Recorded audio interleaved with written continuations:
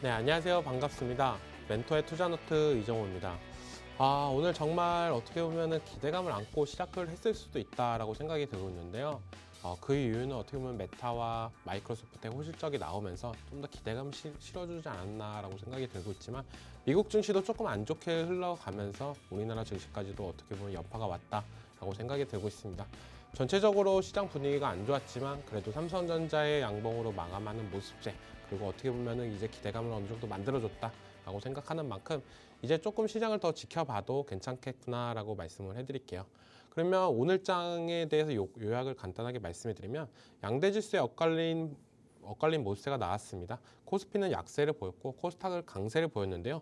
그 이유를 보자고 하면은 외국인들이 코스닥에 집중적으로 매수했던 모습세, 이런 부분이 어떻게 보면 코스피보다 좀 더 나은 모습세가 나오지 않았나라고 생각이 들고 있고, 코스닥 시총 상위주들의 강세가 나왔습니다.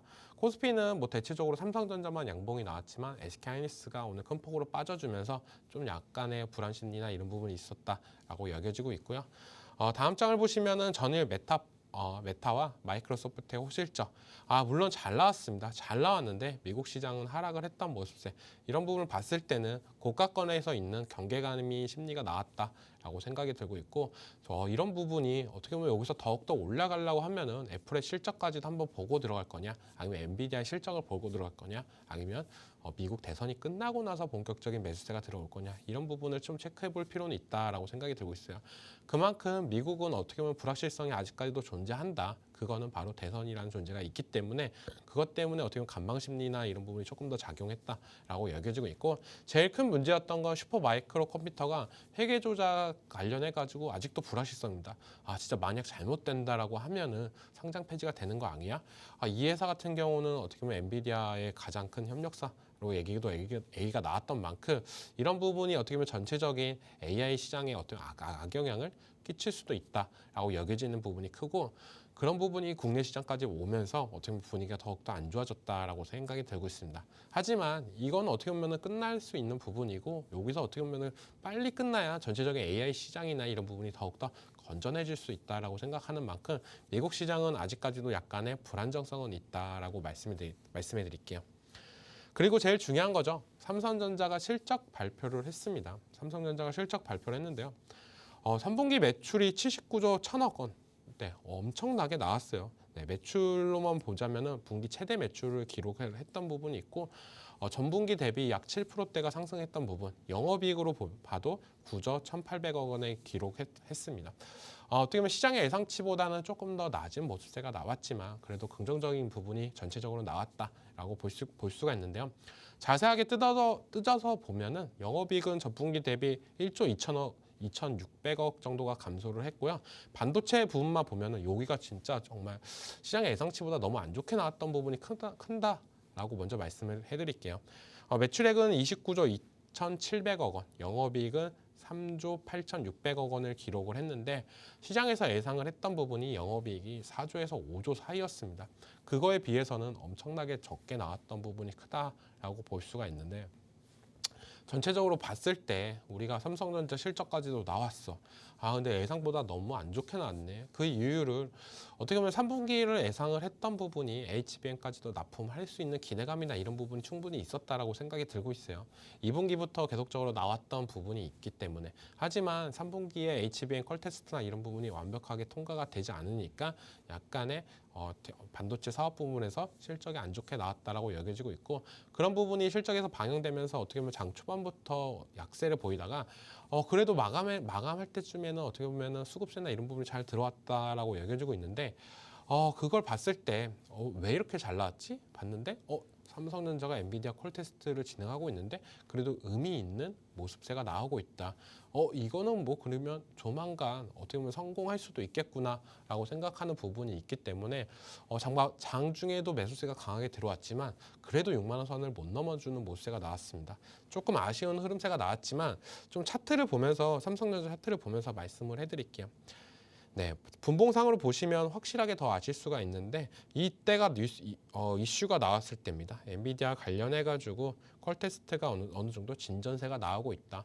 기존에는 어떻게 보면 진짜 안 되는 거 아니야? 이런 불안감이 있었겠지만 진짜 이번에 성공을 할 수도 있겠구나. 우리가 진짜 SK하이닉스와 삼성전자가 디커플링이 나는 모습세 이런 부분이 어떻게 보면 시장에서 더욱더 안 좋게 느껴졌던 부분이 있었는데요. 그런 부분이 이제 좀 개선될 여수가 있다라고 여겨지고 있고 그거에 따라서 삼성전자가 올라가는데 SK하이닉스는 반대로 빠져주는 모습세가 나왔어요. 이때부터.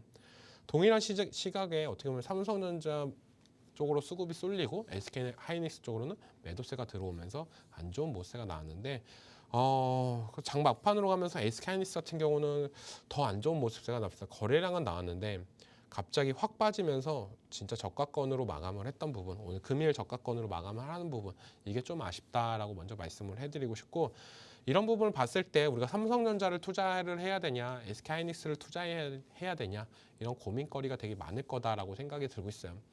하지만 우리 어느 쪽 한쪽으로만 잘 가거나 한쪽으로만 못 나가거나 이런 부분이 어떻게 보면 우리 시장에서는 안 좋은 모습인데 그런 부분을 탈피하려고 한다면 HBM을 둘 다 납품을 하면서 이 AI 시장이 더욱더 커져가는 모습세 그런 부분이 나와야 어떻게 보면 우리가 긍정적으로 바라볼 수 있는 시장이 되지 않았나라고 생각이 들고 있고 지금 시장에서는 어떻게 보면 우리가 한 박자 놓치고 있는 부분이 많다라고 생각이 들고 있어요. 그건 뭐냐?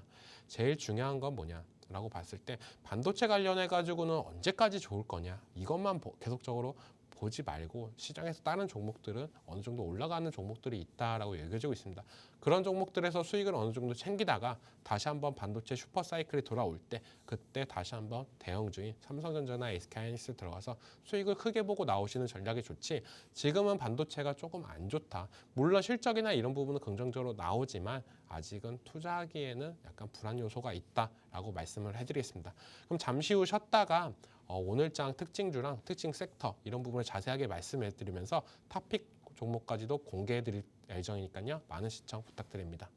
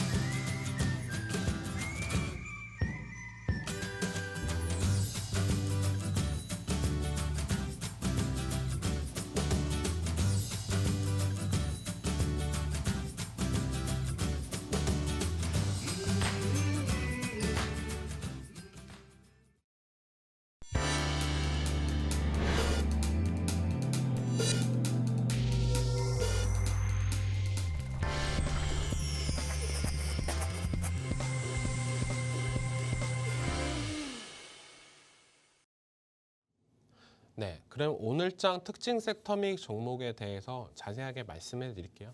오늘 워낙 뭐 특정한 섹터들이나 아니면 특정한 종목들이 상승했던 눈에 보이게 많았기 때문에 오늘에 준비한 건 특징 섹터 및 종목입니다.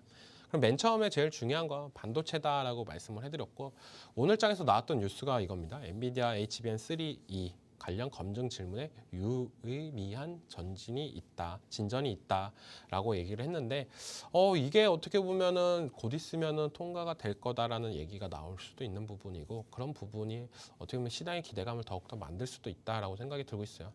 그래서 삼성전자가 올라가면서 반도체 관련주, 삼성전자만 향 HBM 밸류체인 관련 종목들이 오늘장에서 어떻게 보면 두각을 나타냈다라고 여겨지고 있는데 그런 부분은 우리가 좀 더 기대를 해볼 수도 있다. 어떻게 보면 계속적인 안 좋은 뉴스만 나왔어요. 삼성전자가 HBM 납품을 못한다. HBM3E가 못하니까 HBM4로 넘어갈 거다. 이런 얘기가 계속적으로 나왔던 부분이 있었는데요. 그래도 한 단계 한 단계 같이 우리가 원하는 건 그겁니다. 바로 성공을 하는 부분. 그럼 물론 좋겠지만 그런 부분보다 뭔가 보여지는 모습에 어떻게 보면 시장에서 계속 기대감만 아니면 불안감만 만드는 모습보다는 어떻게 보면 한 단계 한 단계 올라가는 걸 원했을 텐데 이게 그렇게 나왔다는 건 어느 정도 기대는 해볼 수 있다. 이번 연도 안에는 납품은 하겠지. 그렇다라고 하면은 우리가 기대해 볼 수 있던 부분 SK하이닉스처럼 잘 갔던 모습세가 삼성전자에도 나올 수도 있겠다. 그렇게 본다라고 하면 우리가 이때까지 어떻게 보면 AI에 삼성전자가 많이 피해를 봤었던 부분, 이런 부분이 긍정적으로 나올 수도 있다라고 생각하는 부분이 있다라고 말씀해드리고 싶고, 삼성전자 차트를 보여드렸었으니까 오늘은 그러면 삼성전자향 어떻게 보면 반도체 관련 종목 네오셈에 대해서도 말씀해드릴게요. 이 종목도 어떻게 보면 삼성전자 이슈가 나오면서 가장 크게 올랐다라고 생각이 들고 있어요. 네, 거의 5%가 넘는 상승세가 갑자기 급등했던 모습세가 또 나왔고, 장 막판으로 가면서는 좀 힘이 없는 모습세는 나왔지만, 그래도 우리가 오늘 장에서 이렇게 올라갔던 종목들을 체크를 해봐야 된다라고 저는 말씀을 해드리는 게 뭐냐면, 다 진짜 삼성전자가 HBM 관련해가지고 납품을 했을 때 그때 본격적으로 올라갈 수 있는 종목들을 오늘 장에서 어느 정도 체크를 해봐야 된다. 그 중에 하나가 바로 네오셈이다라고 생각이 들고 있고, 네오셈 같은 경우는 HBM만 뿐만 아니라 CXL 관련해가지고 각광을 받고 있고, CXL 납품을 했던 최초의 장비 있던 부분, 그런 부분이 시장에서 부각되는 부분이 크기 때문에, 물론 HBM 관련해서 지금 시장에서는 제일 핫하게 올라가고 있겠지만, 이런 종목들을 관심 종목으로 등록을 하시는 게 어떻게 보면 삼성전자보다 소부장 기업들에서 수익률적으로는 더욱더 높게 올라갈 수도 있다라고 여겨지는 부분이 큽니다.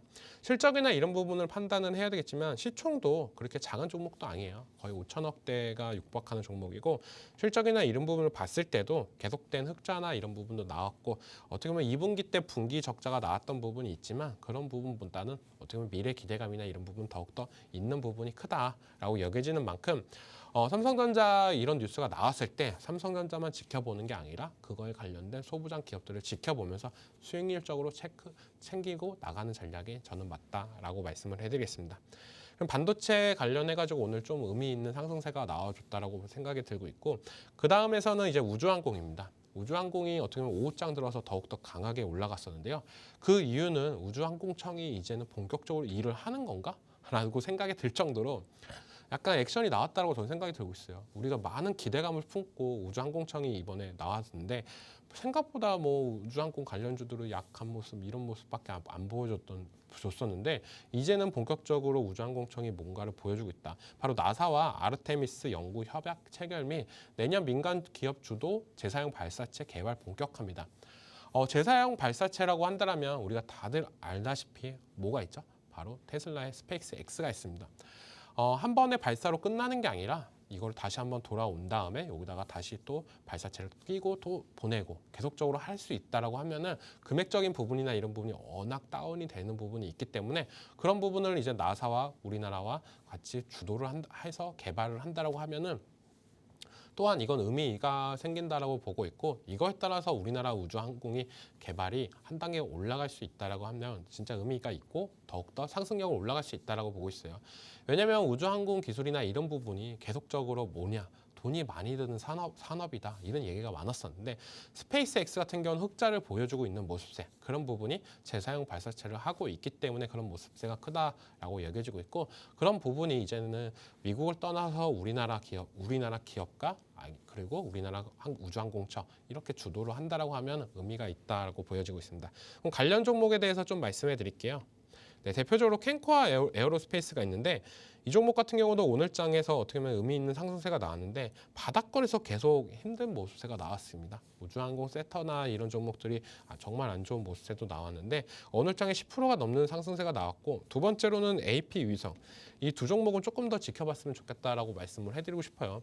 차트를 봤을 때 캔코아 에어로스페이스보다 지금 AP 위성이 더 좋잖아요. 그런 이유를 보면은 기업 분석이나 이런 부분을 볼 필요는 있다라고 말씀을 해드리고 싶고, 캔코아 에어로스페이스 같은 경우는 영업이익이나 이런 부분이 이번 연도도 적자를 예상하는 부분이 더 큽니다. 네, 분기도 1분기, 2분기가 적자가 나왔고, 물론 매출액이 더욱더 올라가고 있거나 이런 부분은 좀 긍정적으로 볼 수가 있지만 조금 약간의 부담감은 있다라고 생각이 들고 있습니다. AP 위성 같은 경우도 실적을 볼 경우에는 그나마 어떻게 보면 캔코아 에어로스페이스보다 조금 나은 모습세, 이런 모습세가 있기 때문에 긍정적으로 볼 수도 있고, 차트상으로도 캔코아 에어로스페이스는 바닥을 한번 찍고 오늘 장에서 올라갔지만, AP 위성 같은 경우는 지금 바닥권에서 횡보를 하고 있는다는 게 저는 더 큰 의미가 있다라고 생각이 들고 있습니다. 우리가 일정한 가격대를 계속적으로 지켜주고 그 일정한 가격대를 돌파해주면 그때부터는 올라갈 가능성이 높다라고 얘기를 하잖아요. 그게 뭐냐면 박스권에서 이제 움직이고 있는 종목들이 대다수가 그런 흐름이 나오고 있는데 이 종목도 약간 그런 흐름세가 나와주고 있습니다. AP 유성 같은 경우도. 근데 12,500원을 이제는 또 강하게 돌파를 해준다고 하면 그때부터는 이제 시세 분출이나 이런 부분이 나올 가능성도 있기 때문에 지금 자리부터 충분히 들어가도 괜찮다라고 말씀을 해드리고 싶고 지금 오늘 장에서 상승세에 비해서 거래량이 엄청 안 나왔어요. 그 말은 이 종목 관련해가지고 매도세보다는 매수세가 좀 더 우위에 있었다라고 우리는 생각을 할 수가 있는 부분이 있기 때문에 아직까지는 긍정적인 모습세나 이런 부분을 볼 수도 있다. 이 AP 유성 같은 경우는 전체적으로 보면은 뭐냐라고 보면은 하는 산업이나 이런 부분이 약간 위성 개발이나 이런 부분도 하고 있지만 제일 중요한 거는 위성 통신 단말기 이런 부분도 크다라고 보고 있어요.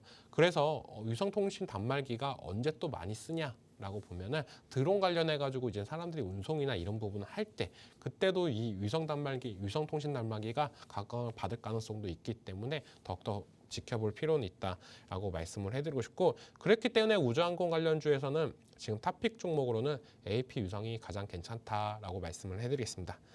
네, 우주항공까지 알아봤고 그 다음 섹터는 원전입니다. 네, 오늘 좀 하락을 세게 맞았는데요.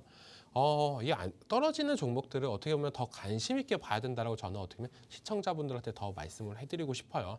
그 이유는 우리가 올라가는 종목들을 보면서 이게 더 올라가겠지 하는 것보다는 떨어지는 종목을 보면서 이게 이만큼까지 떨어질 거야 라고 생각을 하면서 매수세가 들어오는 종목도 있습니다. 오늘 장에서 대표적인 종목이 고려아연 정도였는데요. 이 종목 같은 경우는 어제 하한가가 갔고 유상증자 발표가 나오면서 근데 오늘 장에서도 장 시작하면서 마이너스 20%가 넘는 하락세가 나왔습니다. 하지만 그 하락분을 어느 정도 메꾸면서 올라가줬다라고 생각이 들고 있기 때문에 너무 과도하게 떨어지는 종목들이나 이런 부분도 우리가 좀 체크를 해봤다가 이 악재가 이제는 소멸될 악재네 그렇게 본다라고 하면은 이 떨어지는 부분이 우리한테는 기회가 될 수 있다라고 저는 생각이 들고 있습니다.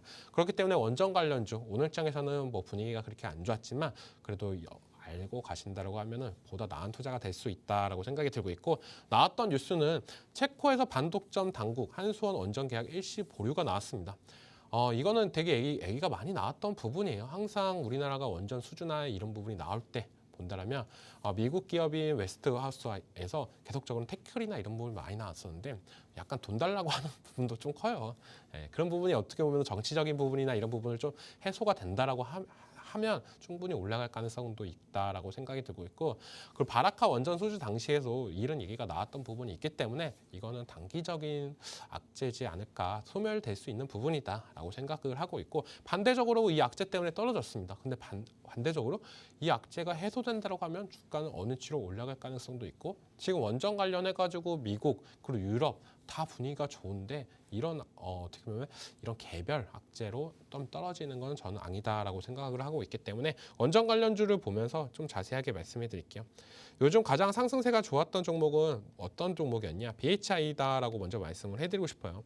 이 종목 같은 경우도 어떻게 보면은 계속된 원전의 상승세를 주도했다라고 생각이 들고 있고 오늘 장에서 약간 조정이 들어왔는데 그 조정이 약간 겹쳤던 부분도 있다. 체코 원전 관련해 가지고 악재였던 부분도 있지만 지금 보시면은 이제 차트 앞에 단기 가열이라고 돼 있잖아요. 열이라고 돼 있습니다. 이걸 보시면은 이제 분봉 차트를 보면 딱딱 이렇게 거래가 되고 있어요. 이건 뭐냐? 30분마다 한 번밖에 거래가 안 됩니다.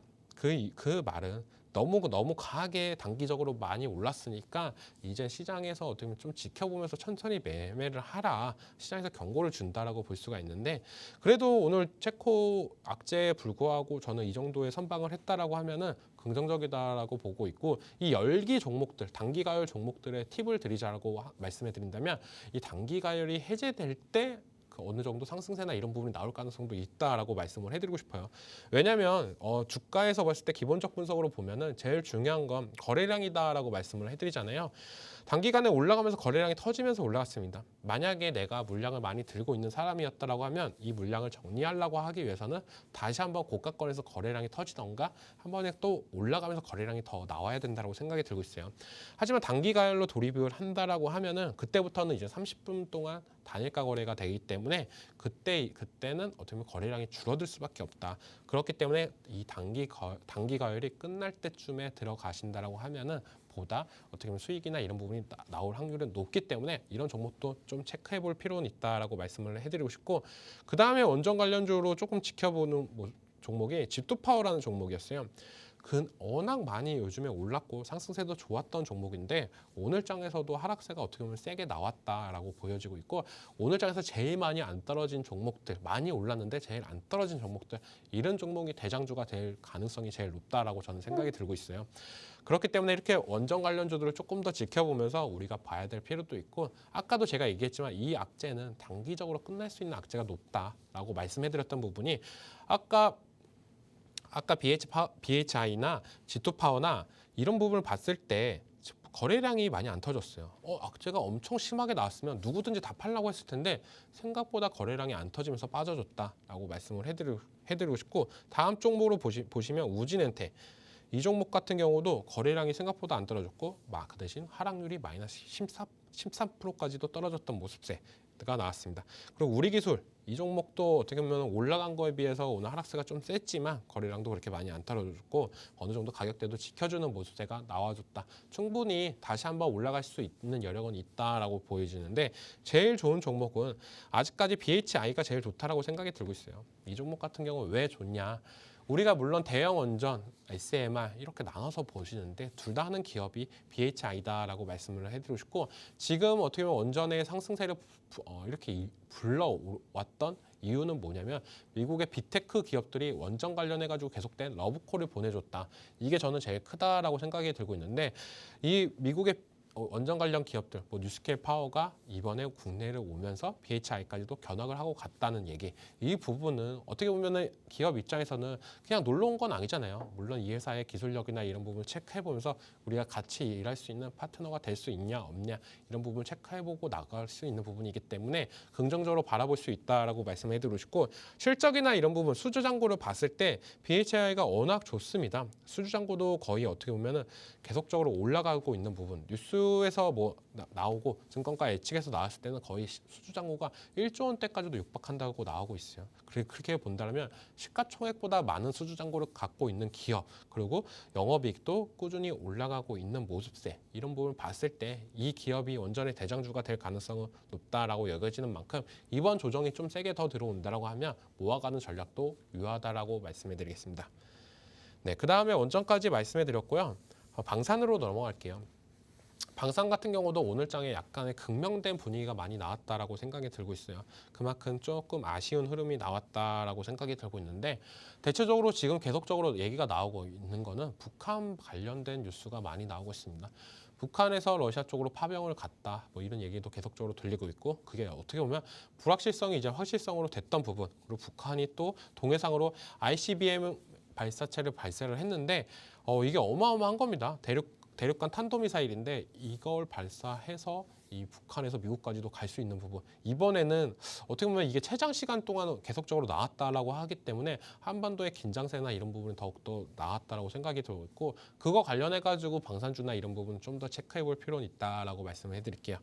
먼저 방산주를 지켜보면은 어떤 종목들이 오늘 올랐냐라고 보면은 제일 먼저 지켜봐야 될 종목은 한일단조라고 먼저 말씀을 해드릴게요. 이 종목 같은 경우에는 단기적으로 요즘에 많이 올랐던 부분도 있고 그런 부분이 좀 시장의 기대치나 이런 부분을 만들었다라고 여겨지고 있습니다. 하지만 오늘 고점 부분에서 조금 약세를 보였던 부분이나 이런 부분 봤을 때 아직까지는 좀 더 들고 가도 괜찮지 않을까라고 생각하는 부분이, 거래량이 그렇게 안 터졌어요. 고점에서 거래량이 많이 안 터졌던 부분이 있기 때문에 조금 더 지켜보자라고 말씀을 해드리는 부분이 크고, 이런 부분을 우리가 좀 더 지켜봐야 되지 않나. 여기서 고점에서 누군가는 들어가고 싶다라고 생각을 하셨던 분들도 있을 거예요. 하지만 오늘 장 큰 폭으로 빠지니까 안 좋은 모습도 나왔고, 장 초반에는 시가가 2%대로 강세를 보였던 부분은 북한에서 발사체가 나왔던 부분이 크다. 하지만 장 막판으로 가면서 저 약세를 보였던 부분, 이런 부분은 우리가 좀 체크를 해볼 필요는 있다라고 말씀을 해드리고 싶고, 전체적으로 현대로템 같은 경우도 대형주 방산주들이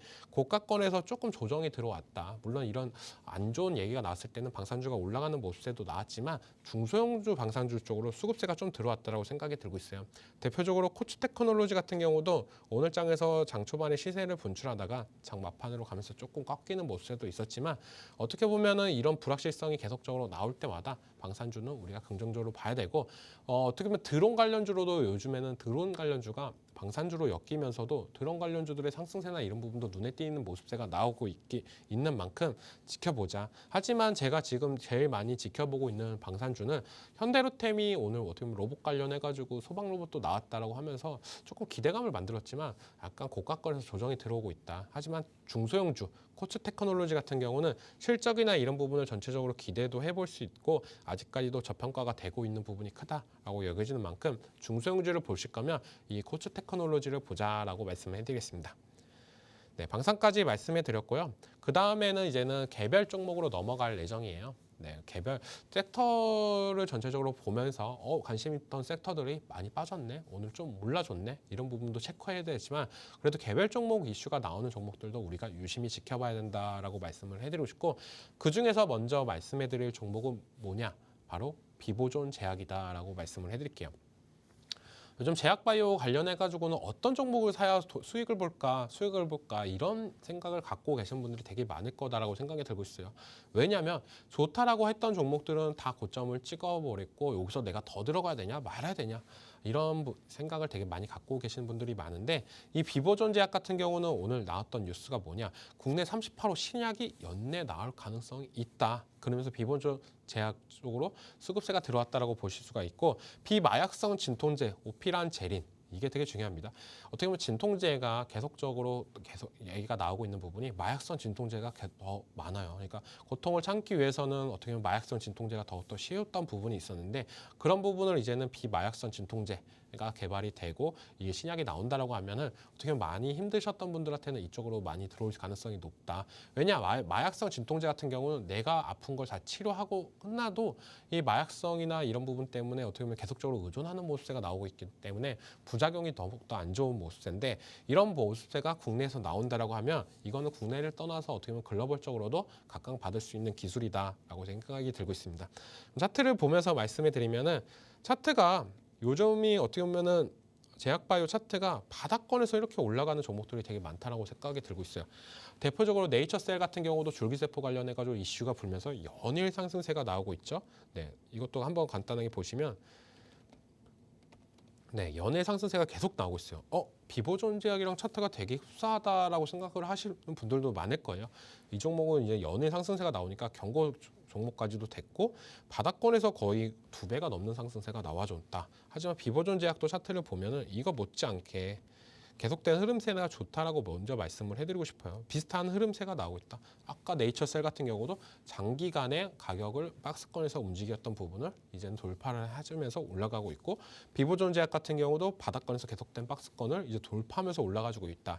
저는 여기서도 충분히 상승세나 이런 부분은 나올 가능성은 있다라고 먼저 말씀을 해드리고 싶고, 하지만 우리가 조정시 매수 관점으로 지켜보는 게 제일 좋습니다. 지금은 어떻게 보면 보유자 영역이다라고 생각을 하실 수도 있겠지만, 이 신약이나 이런 부분이 나왔고 어떻게 보면 기대감도 만들어졌다. 시총을 봤을 때는 2,500억이다라고 본다라고 하면은 여기서 저는 어떻게 보면 4천억대까지도 충분히 가능성은 있다라고 생각이 들고 있기 때문에 7,000원에서 7,500원까지는 한번 우리가 도전을 해봐도 괜찮지 않을까라고 생각이 들고 있고, 먼저 기업 분석이나 이런 부분을 볼 필요는 있습니다. 제약바이오가 워낙 어떻게 보면은 기대감으로 많이 가고 있기 때문에 실적이나 이런 부분은 그나마 작년에 흑자를 했고 이번 연도도 분기상으로는 계속적으로 흑자를 지키고 있는 모습세, 이런 부분이 좀 긍정적으로 볼 수 있는 체크 포인트다라고 여겨지고 있는데, 그 다음에 봐야 될 거는 대주주 지분입니다. 대주주 지분을 봤을 때 37%.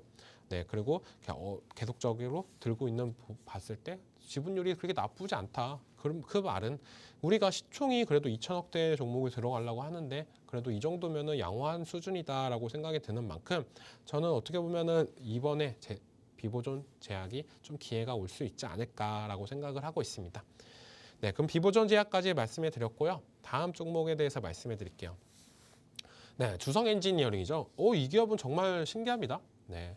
ASML 같은 경우는 중국 실적이 안 좋으면서 어떻게 보면은 많이 떨어졌던 모습세가 나왔었는데요. 반도체 장비 회사가. 근데 주성 엔지니어링 같은 경우에 중국 수출 호조로 실적이 잘 나와주면서 이거 기대한 것보다 잘 나왔네. 우린 너네가 안 좋게 나올 줄 알았는데 왜 이렇게 나왔을까 하면서 주가 상승세를 보여줬다라고 보여주는 게 가장 크고요. 주성 엔지니어링 같은 경우에 제일 중요한 거는 유리기판 사업이나 이런 부분도 얘기가 나오고 있고, 그런 부분이 시장에서 기대치를 충분히 만들어주고 있다라고 생각이 들고 있기 때문에 이제는 바닥권 중국 시장이 안 좋아지면서 좀 많이 빠졌다라고 생각이 들고 있어요. 이 부분을 다시 한번 주가도 제자리까지도 올라갈 가능성이 있기 때문에 35,000원까지는 충분히 열려 있다. 오늘장 차트도 어떻게 보면 상승했던 부분을 조정이 들어오고 오늘장에서도 올라주면서 딱 걸쳐 있다라고 생각이 들고 있고 이평선까지도 이젠 다 돌파를 했던 부분이 있어요. 그렇기 때문에 내일장에서도 어느 정도 조정 구간이 한 번 더 쉰다라고 하면 다시 한 번 또 올라갈 수 있는 여력은 만들 수 있다. 지금 나왔던 거래량이나 이런 부분이 긍정적으로 작용할 수 있는 키포인트가 있기 때문에 이제는 어떻게 보면 주성 엔지니어링을 좀 더 유심히 지켜봐도 괜찮지 않을까라고 말씀을 해드리겠습니다. 네, 그 다음에 종목은요, 디어유입니다. 네. 우리가 엔터 관련해가지고 요즘 어떻게 보면은 엄청난 흥행을 끌었던 노래가 있었어요. 바로 아파트죠. 아파트가 흥행이 되면서 YG 플러스 같은 경우는 계속된 상승세가 나와줬던 모습도 있었는데요. 이 디어유가 왜 이렇게 올라갔냐라고 보면 텐센트 뮤직과 협업으로 중국 진출에 기대감이 있습니다. 우리가 다들 알다시피 디어유 하면은 엔터 플러스 메타버스 이런 얘기가 나오면서 메타버스 시대에서도 많이 올랐던 종목이었고요. 버블이라는 시스템을 하고 있어요. 이 버블이 뭐냐면 우리가 연예인들과 어떻게 보면 채팅을 할 수 있는 서비스입니다. 연예인 같은 경우는 단체로 보내는 거고 연예인한테 개별 메시지나 이런 부분을 보낼 수 있는 부분 그런 부분을 할 수 있는 부분이기 때문에 어떻게 보면은 더욱더 큰 의미가 있지 않나 이런 부분이 어떻게 보면 팬 서비스를 하는 부분인데 물론 돈을 받고 하고 있기 때문에 실적이나 이런 부분도 탄탄한 모습도 있습니다. 하지만 이런 부분이 이제 중국까지도 진출한다. 누구랑? 텐센트 뮤직과. 텐센트 하면은 중국에서 어떻게 보면 시가총액이나 이런 부분이 제일 높은 기업이다라고 생각을 해주면 되고 IT, 게임 어떻게 보면은 많은 부분을 하고 있는 기업이다. 그 회사와 협력을 한다는 건 중국 진출에 더욱더 기대감이나 이런 부분이 일어날 수 있고 한류가 요즘은 좀 잠잠하잖아요. 중국 관련해가지고 한류가 좀 잠잠했던 부분이 있는데 이걸 계기로 한 단계 더 올라간다라고 하면은 이제는 이것뿐만 아니라 이제는 콘서트나 아니면 앨범 판매나 이런 부분이 더욱더 올라갈 가능성은 있다라고 여겨지고 있고 차트를 보시면은 엔터주들은 요즘 약세를 보였던 부분이 되게 많아요. 대표적으로 YG 엔터테인먼트나 아니면은 JYP 엔터테인먼트나 SM이나 하이브 이런 회사들은 좀 약세를 보이는데 그거랑 반대적으로 YG 플러스는 음원 유통사 디어유 같은 경우는 아까도 얘기했지만 버블 서비스를 하고 있는 회사다라고 보실 수가 있고 이 기업이 또 유망하게 보이는 부분이 뭐냐면 대주주를 보시면 딱 아실 수가 있을 거예요. 네, SM과 JYP가 대주주로 있습니다. 그 말은 SM 아티스트나 JYP 아티스트는 이 디어유를 통해서 버블 서비스를 할 가능성이 더욱더 높은 부분이 있기 때문에 긍정적으로 바라볼 수 있는 부분이 있고 이런 부분이 주가에서도 지금은 반영이 되고 있다라고 생각이 들고 있어요. 단기간에 많이 올랐지만 여기서 더욱더 우리가 따라 들어가야 되냐 말아야 되냐라고 봤을 때 지금은 단기 가열 구간입니다. 아까도 얘기했지만 이 과열 구간일 때는 들어가기가 좀 망설이는 부분도 있어요. 오늘 장에서도 어느 정도 상승세는 나왔지만 조금 유의 있게 보면서 이 열기가 끝나고 나서 들어가시는 거나 아니면 열기가 마지막 날, 단기 가열이 끝나는 마지막 날에 들어가시는 것도 어떻게 보면 괜찮지 않을까. 지금은 조금 더 기대를 해보고 있지만 좀 악세를 보이고 있다라고 말씀해 드리고 싶고 실적이나 이런 부분을 보면은 신규 상장하고 나서 어떻게 보면 영업이익이나 이런 부분이 꾸준하게 올라가고 있어요. 그 말은 요즘에 앨범 판매량이나 어떻게 보면 우리나라 K-팝 열풍이 계속적으로 불고 있고 그런 부분이 실적에서 반영이 잘 되고 있다라고 생각이 들고 있는 만큼 조금 더 기대해 보면서 이번 중국 진출을 기대해 보면서 노리는 종목이다라고 말씀해 드리겠습니다. 디어유까지 그럼 말씀해 드렸고요. 그 다음 종목은 이제 에이징 랜드입니다. 이 에이징 랜드 같은 경우는 우리나라 한국의 엔비디아다 이런 얘기도 많이 하는 부분도 있는데요. 오늘 장에서 좀 의미 있는 뉴스가 나왔다라고 생각이 들고 있어요. 한국전자통신연구원과 슈퍼컴퓨터용 가속기 칩 개발 소식이 나왔는데 이게 진짜 만약에 성공이 될 경우에는 진짜 어마어마한 파장이 나올 수도 있다. 왜냐하면 AI 가속기 관련해 가지고는 그게 어떻게 보면 엔비디아가 갖고 있는 기술력 그것 때문에 데이터 센터나 이런 쪽으로도 매출적이 폭발적으로 올라갈 수가 있는 부분이 있는데 그런 부분은 우리나라 기업이 개발을 성공한다라고 하면 우리나라에도 데이터 센터나 건립이나 이런 부분이 더욱더 빨리 올라갈 수도 있고 우리나라 쪽 수급만 봐도 어마무시 못하는 부분도 있다라고 생각이 들고 있어요. 그렇기 때문에 이런 부분이 나오고 나서 오늘 장에서 워낙 강세를 보여줬던 모습세가 나왔다. 네, 나왔다라고 뭐 여지가 있고 지금 차트상으로도 봤을 때도 워낙 좋다라고 저는 말씀을 해드리고 싶어요.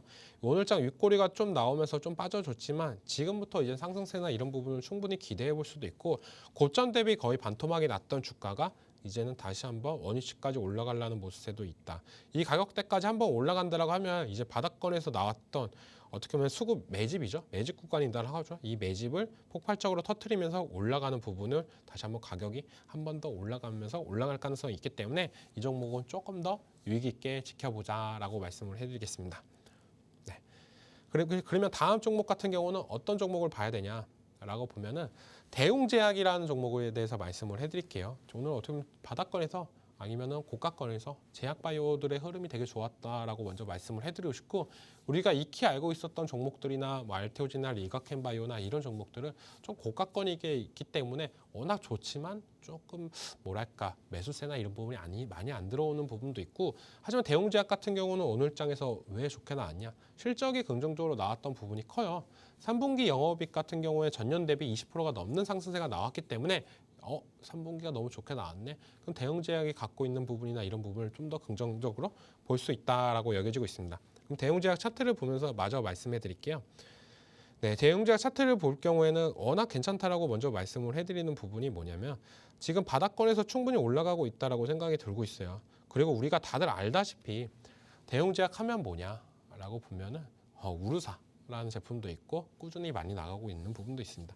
그렇기 때문에 어떻게 보면 기본의 실적을 어느 정도 바탕을 하면서 올라가는 제약회사 이런 회사들이 요즘에 좀 각광을 받고 있다라고 여겨지고 있고 주가나 이런 부분을 봤을 때도 과거 차트를 봤을 때 바닥권까지 떨어질 이유가 없었는데 작년에는 좀 실적이나 이런 부분 그리고 보톡스 관련해 가지고 이런 부분 악재가 나오면서 좀 안 좋았던 부분도 있는데 요즘에 상승하는 부분은 그런 소송이나 이런 부분이 어느 정도 해소될 가능성도 있다라고 얘기가 나오면서 다시 한번 주가는 과거에 있었던 가격대까지 충분히 올라가고 있다라고 여겨지고 있습니다. 근데 여기서 이제 실적까지 잘 나왔다라고 본다면 다시 한번 목표가를 어느 정도 상향을 해도 충분하다라고 여겨지고 있어요. 목표가는 19만 원 정도까지. 물론 제약바이오 열풍이나 이런 부분이 더 오르면서 또 4분기 실적까지도 잘 나온다라고 하면 한 단계 더 올라갈 가능성은 있다라고 생각이 드는데 지금 자리에서는 조금 아쉬운 흐름세나 이런 부분은 거의 없다. 지금은 조금 조정되면서 올라가는 모습세 그리고 오늘장 상승세에서 만약 잡으신 분들은 저는 19만 원까지도 한번 도전해 볼 수 있지만 신규로 들어가시는 분들도 내일장에 약간의 조정세 1~2% 마이너스 1~2%가 나온다라고 하면 그때가 좀 더 적기가 되지 않을까라고 말씀을 해드리겠습니다. 네, 그러면 잠시 쉬었다가 오늘의 탑픽 종목, 오늘의 특징 섹터나 종목들에 대해서 집중적으로 말씀을 해드렸는데요. 여기서 제가 제일 유망하게 보고 있는 탑픽 종목이 어떤 종목인지 그런 부분에 있어서 보다 자세하게 말씀해 드릴 예정이니까요. 많은 시청 부탁드립니다.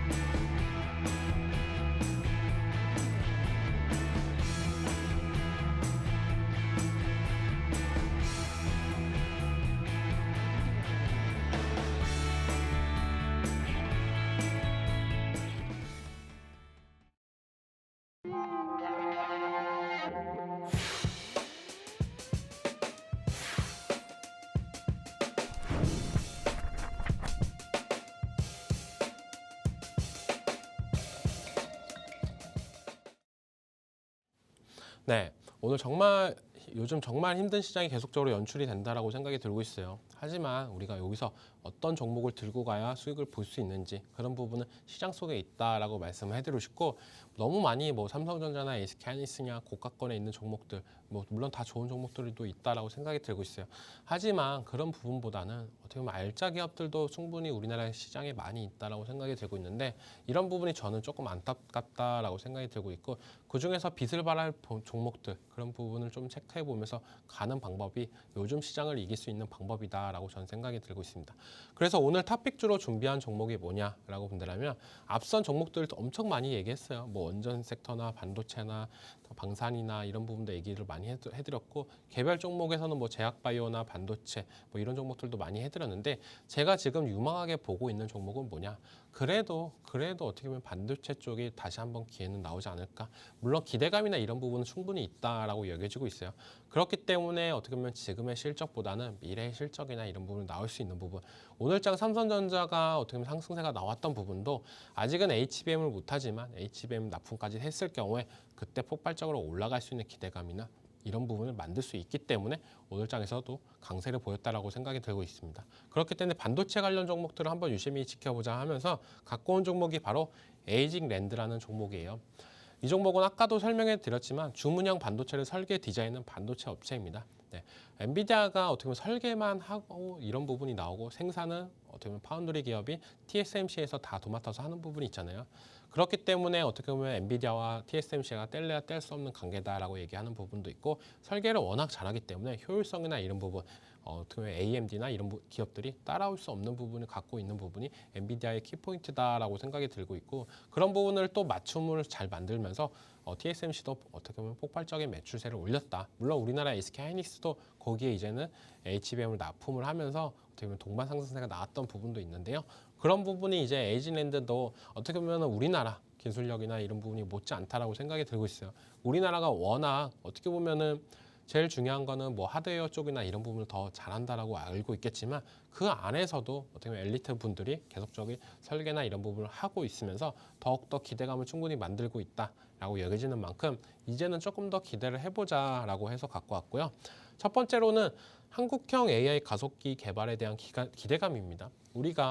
우리나라가 어떻게 보면 제일 잘하는 게 뭐냐면 바로 국산화에 대해서 성공했던 부분이 되게 큽니다. 물론 과거에서부터 나온다라고 하면은 일본에서 나왔던 기술이나 이런 부분을 국산화로 성공해서 많은 기업들이 수익이나 영업이익을 더욱더 극대화했던 부분도 있고 그런 부분을 우리가 이제는 지켜를 봐야 되고 이제는 그걸 떠나서 AI 쪽까지도 기대를 해볼 수 있다라고 말씀해드리고 두 번째로는 TSMC 국내 유일 공식 협력사입니다. TSMC 같은 경우는 워낙 큰 기업이죠. 대만의 큰 기업이고 파운드리 기업인데 이 회사의 공식 협력사로 있다는 것 자체만으로도 어떻게 보면 에이징랜드의 기술력이나 가치를 더욱더 인정을 받았다라고 생각하는 부분이 크기 때문에 우리가 시장에서 지금적으로 계속적으로 지켜봐야 된다. 물론 에이징랜드가 이 AI 가속기나 이런 부분이 시간이 많이 걸리고 아니면 실패를 할 수도 그런 부분도 있겠지만 거기서 쌓이는 노하우나 이런 부분으로 다른 것도 개발을 할 수 있는 부분이 있기 때문에 우리는 조금 더 많이 지켜봐야 된다라고 말씀해드리고 싶고 최대 반도체 IP 기업이 ARM의 공식 파트너사입니다. 네, 이 ARM 같은 경우에는 워낙 뉴스도 많이 나왔던 기업이죠. 네, 뭐 손정희가 뭐 투자를 했냐 맞냐 뭐 이런 얘기도 많이 나왔던 부분이 있었는데요. 그 회사의 공식 파트너사로 있는 부분 어떻게 보면 이렇게 굴지의 글로벌 반도체 기업들과 협력을 하고 있다라고 보는 부분은 이 회사의 자체 어떻게 보면 기술력이나 이런 부분을 더욱더 높게 평가하는 부분이 있다라고 말씀해드리고 싶고 네 번째로는 차트상 바닥권 돌파 상승기예요. 네, 너무 어렵게 말씀해드리는 부분이 있는데 차트를 보면서 좀 자세하게 말씀해드릴게요. 아까 설명할 때 에이징랜드에서 좀 단순하게 말씀해 드렸던 부분은 이제 여기서 집중적으로 말씀해 드리려고 했던 부분이고 제가 정말 좋아하는 차트다라고 먼저 말씀을 해드리고 싶어요. 우리가 주가를 투자할 때가 언제냐 이때 투자를 많이 한다고 생각이 들고 있어요. 이 가격대가 왔을 때 이번 연도 6월 달이나 이때죠. 워낙 이때도 얘기가 많이 나왔던 부분이고 하고 하지만 주가가 갑작스러운 급락이 나오면 우리는 어떻게 되죠? 이 종목을 팔아야 되냐 말아야 되냐 이런 걱정을 하시는 분들도 있고 추가 매수를 하시는 분들도 있다라고 저는 말씀을 해드리고 싶어요. 근데 이렇게까지 가격이 갑작스럽게 4만 원대였던 주가가 2만 원대까지 떨어졌습니다. 네, 그러면은 손절할 사람들은 손절하고 어떻게 보면 이 회사의 비전을 믿고 투자하시는 분들은 추가 매수를 하면서 더욱더 끌고 갈 수 있다라고 생각이 들고 있고 그렇게 됐을 때는 만약에 주가는 어떻게 형성이 되냐 추가 매수를 했을 경우에는 평단이 3만 원대로 떨어져요. 3만 원대로 떨어집니다. 네, 3만 원대로 떨어집니다. 그래서 이 가격대 중반적인 3만 원대로 떨어졌는데 이때 한번 거래량이 불면서 상승세가 나왔어요. 근데 이 상승세를 계속적으로 끌고 갈 수 있는 여력이나 이런 부분은 없었어요. 왜냐? 내가 추가 매수를 했으니까 추가 매수나 아니면 물타기를 했고 이런 부분이 있고 바닥권이기 때문에 신규로 들어와셨던 분들 이때 이제 수익을 보고 나오시는 분들이 되게 많다라고 생각이 들고 있기 때문에 우리가 바닥권에서 항상 얘기하잖아요. 거래량이 터지고 올라가면은 어떻게 보면 바닥권 물량을 소화를 해야 된다. 그 소화하는 물량의 시기가 있다라고 생각이 들고 있고 그 부분을 이 가격대에서 나왔다라고 생각이 들고 있어요. 상한가까지 또 간 자리였는데 상한가를 찍고 주가는 다음 날부터 쭉 빠지면서 했던 부분 바닥권 물량을 어느 정도 덜어내고 신규로 유입했던 부분들이나 이런 부분 단타성 물량을 어느 정도 제거하고 나서 단기 조정이 들어왔던 부분이 나왔습니다. 바로 엠파죠. 네, 엠파가 이렇게 나온다라고 형성이 되시면 돼요. 바닥권에서 올라갔는데 바닥권 매물을 소화하고 그 다음에 단기적으로 그날 올라갔을 때 들어갔던 부분도 단기적으로 조정이 들어오면서 소화를 시킨 다음에 다시 한번 그때부터 한 번에 상승세가 나온다라고 하면은 이제는 우리가 어떻게 되냐? 난 이거 손절했는데 아쉽다 하면서 거래량이 터지면서 다시 한번 또 매수를 하시는 모습세가 나올 거예요. 그러면서 이렇게 강력한 거래량을 만들어진다라고 저는 말씀을 해드리고 싶은데 이제부터는 이렇게 올라갈 경우에 이제부터는 드는 생각은 투자자분들이 드는 생각은 나 이 종목 이제 안 팔래.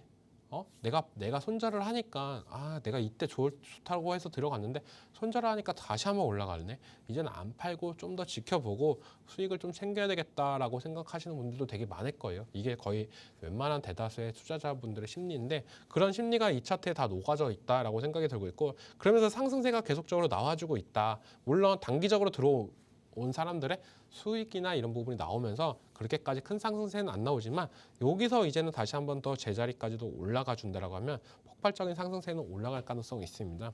그 가격대가 저는 어떻게 보면 5만 원대다라고 생각이 들고 있어요. 그렇기 때문에 5만 원대 부분이 어떻게 보면 강력한 저항 라인이 될 가능성이 높기 때문에 이 저항 라인을 또 강력하게 돌파를 해주면 그때부터는 주가는 한 단계 더 올라가면서 충분히 6만 원까지도 노려볼 수 있는 구간이 나오기 때문에 지금부터 모아가시면서 1차 목표가는 49,000원으로 말씀해 드리고요. 손절가 같은 경우는 지금 상승세에서 어떻게 보면 조정 구간이 나오고 있잖아요. 그렇기 때문에 이제는 이번에 엠파의 딱 절반 가격대인 이 가격대 35,000원 부분대 딱 11선 구간이 걸리는 구간 이 가격대에서 이제 손절을 하시는 게 괜찮다.